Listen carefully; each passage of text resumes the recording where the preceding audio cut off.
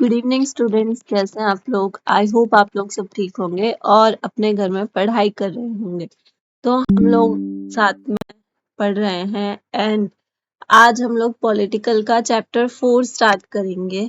जो हमने last chapter पढ़ा था पॉलिटिकल का, वो नहीं आ रहा है, बट फिर भी उसको समझना इम्पोर्टेंट है और वो काफी ज्यादा इंटरेस्टिंग है। मतलब आप लोग एक्स्ट्रा ज्ञान ले लोगे तो इसमें कुछ बुराई तो नहीं है ना। तो स्टार्ट करते हैं आगे। तो ये वाला जो पॉलिटिकल 4 है, मोस्टली इसमें हम लोगों को कुछ ग्रुप्स के बारे में पढ़ना है, कुछ ऑर्गेनाइजेशंस के बारे में पढ़ना है। चैप्टर का नाम है अल्टरनेटिव सेंटर्स ऑफ पावर। सो ये हमारा चैप्टर है एंड स्टार्ट करते हैं इस चैप्टर में। तो हम लोगों को इसमें यूरोपियन यूनियन, आसियान और ब्रिक्स के बारे में पढ़ना है। तो हम लोग स्टार्ट करेंगे यूरोपियन यूनियन से, जो कि एक बहुत बड़ा और बहुत इम्पोर्टेंट टॉपिक भी है, एक बहुत इम्पोर्टेंट ऑर्गेनाइजेशन भी है। Sorry for the disturbance.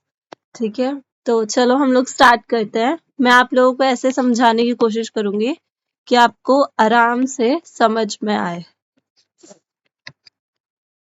European union को हम लोग शॉर्ट में ईयू भी कहते हैं। तो यूरोपियन यूनियन कब स्टैब्लिश हुआ था? फर्स्ट पॉइंट तो यही है। तो इसको स्टैब्लिश किया गया था 1992 में।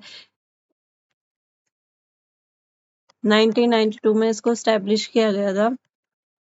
इसको स्टैब्लिश करने के पीछे कुछ मेन पॉइंट्स थे। जैसे कि पहला पॉइंट था, अगर किसी भी ऑर्गेनाइजेशन को स्टैब्लिश किया जाता है तो उनके पीछे मेनली एक यही पॉइंट होता है कि इकोनॉमिकली वो चीज ग्रोथ करे। ठीक है, वो जो कंट्रीज हैं वो साथ में इकोनॉमिकली ग्रो करे। तो जो यूरोपियन यूनियन था, इसका भी मेन मुद्दा यही था कि ये इकोनॉमिकली ग्रो करना चाहता था, इकोनॉमिकली स्ट्रांग होना चाहता था। म्यूचुअल सपोर्ट,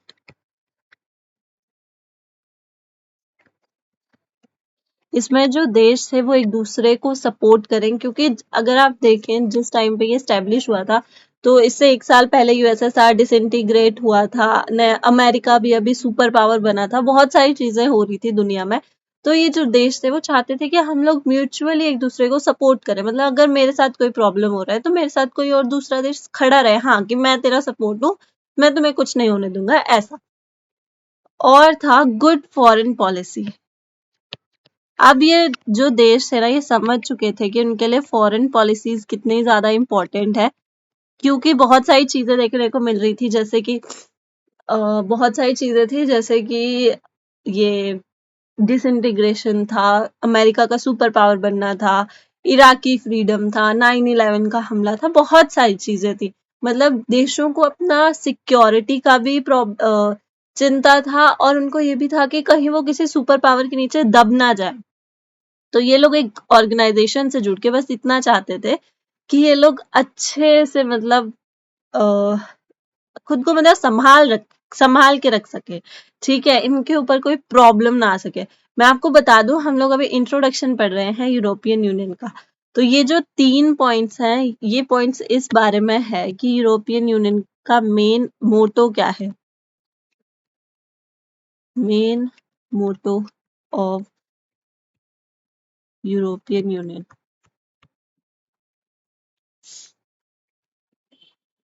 ये मैंने आपको इसलिए पॉइंट मार्क करा दिया है क्योंकि पूछा जाता है कि जो यूरोपियन यूनियन है उसको स्टैब्लिश करने के पीछे मेन मोटो क्या है, क्यों उसको स्टैब्लिश किया गया था। ठीक है, आई होप आप लोगों को यहाँ तक समझ में आया हो यूरोपियन यूनियन के बारे में। और यूरोपियन यूनियन आज भी है और बहुत स्ट्रांगली एग्जिस्ट कर रहा है। मतलब इतना स्ट्रांग है कि उसको कोई टक्कर नहीं दे सकता। अब यूरोपियन यूनियन की ऐसी क्या बात है जो उसको दूसरों से अलग बनाता है? तो उसकी बात ये है कि ये खुद को एक कंट्री की तरह रिप्रेजेंट करता है। It represents itself as a country। ठीक है, अब कोई भी ऑर्गेनाइजेशन खुद को एक कंट्री की तरह कैसे रिप्रेजेंट कर सकती है? किसी ऑर्गेनाइजेशन को खुद को कंट्री की तरह रिप्रेजेंट करने के लिए क्या चाहिए? ठीक, तो ये पूछा जाता है एक कंट्री को क्या चाहिए होता है, सबसे पहले उसका सिंबल, उसको फ्लैग चाहिए होता है। तो यूरोपियन यूनियन के पास फ्लैग है भाई, उसके पास फ्लैग है। उसके पास जो फ्लैग है उसमें मैं आपको एक रफली ड्रॉ करके बताती हूँ। उसके फ्लैग में ऐसे सर्कल में स्टार्स बने हुए हैं, यहाँ पे ऐसे गोल्डन स्टार्स बने हुए हैं जो कि यूनिटी दिखाते हैं। उन स्टार्स का ही ये मतलब है कि वो यूनिटी दिखाते हैं, ठीक है। तो यूरोपियन यूनियन के पास अपना स्टार है। और क्या चाहिए होता है एक देश को, एक नेशनल एंथम चाहिए होता है। तो इसके पास अपना एंथम भी है। 2 पॉइंट्स इसने पूरे कर लिए जो इसको चाहिए एक करंट कंट्री फॉर्म करने के लिए। और क्या चाहिए होता है एक कंट्री को, एक कंट्री को चाहिए होता है अपना करेंसी। इसके पास करेंसी भी है और वो बहुत फेमस करेंसी है, ठीक है, जिसको हम लोग कहते हैं यूरो। बहुत लोगों ने इसका नाम सुना होगा, बहुत ज्यादा चलती है ये। तो ये सारी चीजें इसके पास है। यूरो जो है काफी बाहर की कंट्रीज में काफी ज्यादा फेमस है, काफी ज्यादा चलता है और ऐसा भी कहा जाता है कि यूरो जो है वो डॉलर को टक्कर दे रहा है, ठीक है। अब एक नेगेटिव पॉइंट है कि इसके पास कॉन्स्टिट्यूशन नहीं है, doesn't have constitution। अब ऐसा नहीं है कि इसने कॉन्स्टिट्यूशन बनाने की कोशिश नहीं करी।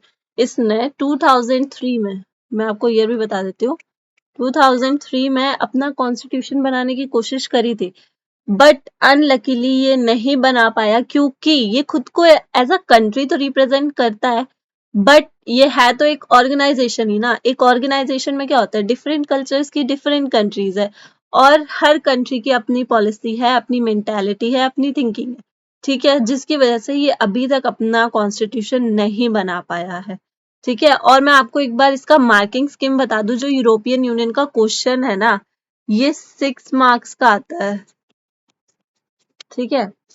6 मार्क्स में ये क्वेश्चन आता है और जो मैंने आपको आंसर राइटिंग का पैटर्न बनाया है, अगर आप इसको उसमें लिखेंगे ना तो आपके 6 मार्क कोई काट नहीं सकता, मतलब अगर आप अच्छे से लिखेंगे तो।